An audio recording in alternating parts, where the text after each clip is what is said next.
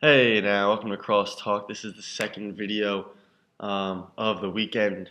I know we talked about the meets this weekend, but I wanted to lay it down right here, right now for you. The top five runners in the NCAA for both the men and the women. We've talked team rankings, we've talked meets, but we really haven't talked individuals, and so that's what I wanted to today. Let's start with the men. Just a couple of guys that did not make the cut. Really, really talented guys. Obviously, we're only doing top five for each. So we're talking about some really, really great guys, guys that competed at the Olympic trials, etc. Coming at number six, we have Sean McGorty, obviously great 5K runner, great guy in cross country. Ran 3:53 on the indoor track in the mile over at UW last year. Terrifically talented athlete, but just misses that top five because it's so stacked this year. I mean, it's crazy. So McGorty's at six. You got other guys like Malcolm Trowbridge, Morgan McDonald at Duo, Wisconsin, Ben Sorrell, other guys down the line.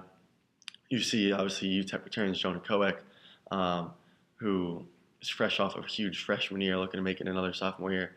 And obviously, McGordy's teammate, Grant Fisher. Just all those guys. Even Iona's got guys like Gilbert Cruey. Talk about Jack Bruce for Arkansas. Just missing that cut, but could eventually hop into that top five mix if they perform well before championship season. But we will see. But for number five, you got to start off with a guy that hasn't really run yet this season. Put in a great summer of training. Runs for Georgetown. John Green. Obviously, terrific performance at the national championships last year, finishing fifth. And he's back for a junior year. He did that as a sophomore. He's back. He put at number five. And he really at number five because everyone in front of him comes back except one guy, Pierce Murphy, but you insert Futsum Selassie, who redshirted last year. So John Green at number five, but we'll see. I mean, he put in a great summer of training.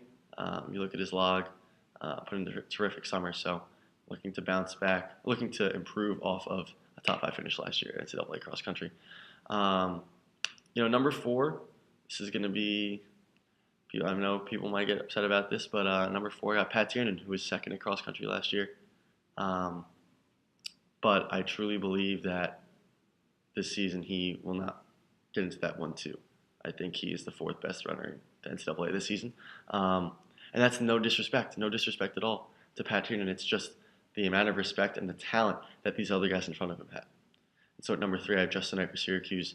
National championship last year, was third at NCAA cross last year as a sophomore. He's back. Nearly their entire team is back except Martin Hare.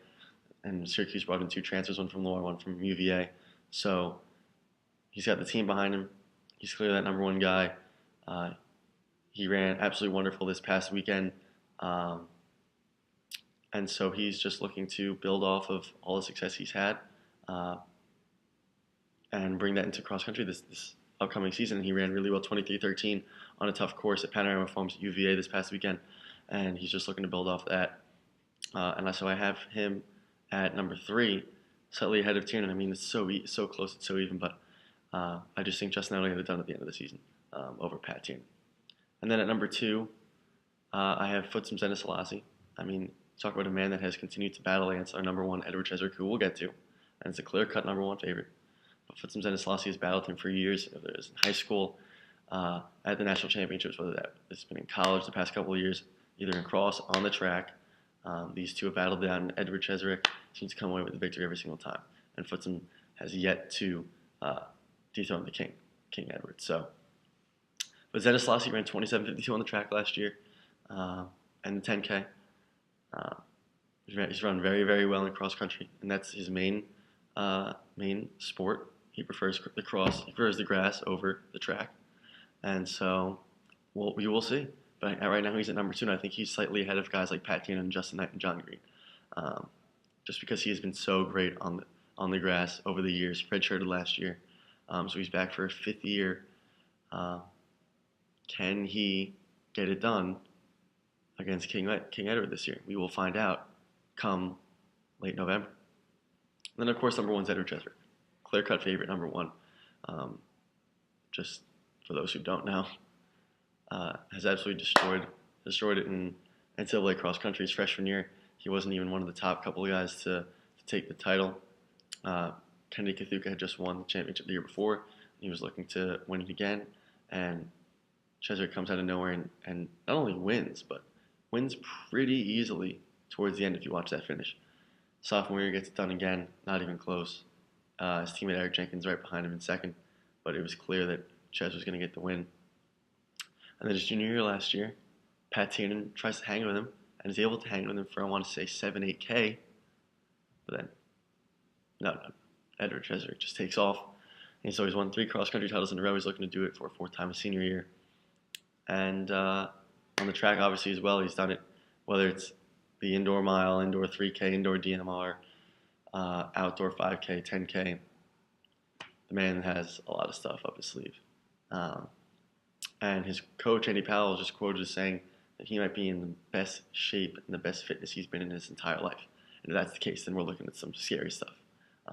Come later in the season and come later in early 2017, mid-2017 on the track for this man. So just be on the lookout. I mean, it's a solid top 5. And, it should be a very, very interesting cross-country season. I know we just talked about races. But Paul Short, Notre Dame this weekend, we will see what these guys will bring to the table. I know John Green's going to be running at Paul Short in Lehigh. We'll see how he does to see if he can move up in those rankings. But as far as the men goes, I mean, that's the top 5. With some guys that 6, 7, 8 are just right there. Just need, a really good solid performance this weekend or the next weekend to kind of propel them up into that top 5 conversation. On to the women. The top 2 spots for the women are taken by the same team. Same team. That 1-2 dynamic duo. And we'll get to them in just a second. But number 5, Anna Rohrer for Notre Dame. Sophomore this year. Ran very well as a freshman this past cross-country season. Looking to build off that. As a sophomore, she's clearly in that top 5. If you just look at the way that the women's is situated, you've got your top 5, and you kind of have everyone else. I really think the top 5 is clear-cut. The top 5 best in the country by far. But we will see. I mean, anything can happen in championship races. This isn't a definite thing, but if you look at the athletes, the runners, how they've done, this top 5 is really solidified. And you've got guys coming up to try to break into that top 5. Guys like Elise Cranny, obviously, is running well for Stanford. Aaron Clark for Colorado. Other runners from New Mexico, Kaylee Thackeray. But as far as this top 5 is pretty solidified, and that starts with Anna Rohrer for Notre Dame at number 5. Alice Wright comes in at number 4. National championship last year in cross country as a team in New Mexico. She had a tremendous year last year with the Lobos. That was a historic season for them, and she's looking to build off that. And she comes in at number 4. And for her, that's where I believe she will be, because I think the 3 athletes above her are clear cut better than her, and I don't know if I see Alice Wright coming into that top 3, just because I think that top 3 is super, super strong. And at number 3, we got Erin Finn from Michigan. She's coming off a tremendous year in cross country and on the track. She's done a lot of great things on the track last year. And so she's at number 3, and she's looking to break into that top 2. And that top 2 are runners from both Boise State University.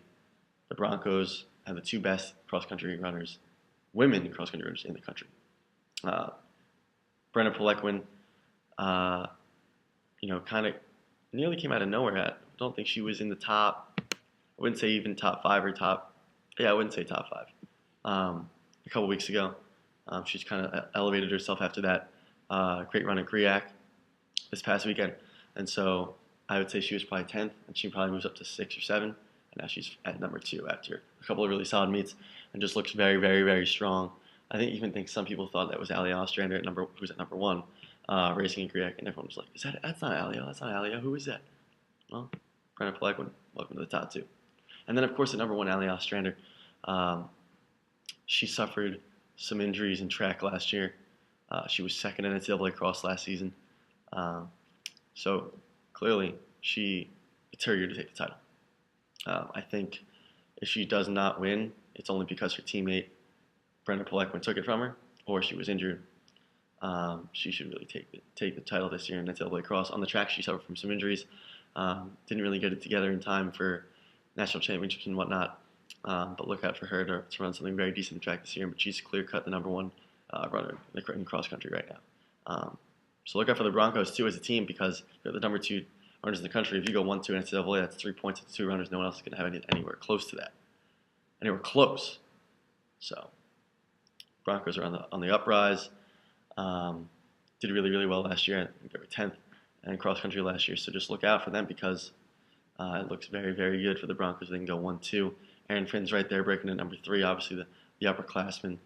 And then Alice Wright and Anna Rohrer also breaking through. I mean, it's their time to shine. Anna Rohrer obviously had a great high school career, winning a national championship, and now she's looking to do that in college too. I don't think it'll come this year, but eventually it could come. It's another episode of CrossTalk. I'm Dylan Fearon. We'll see you next week.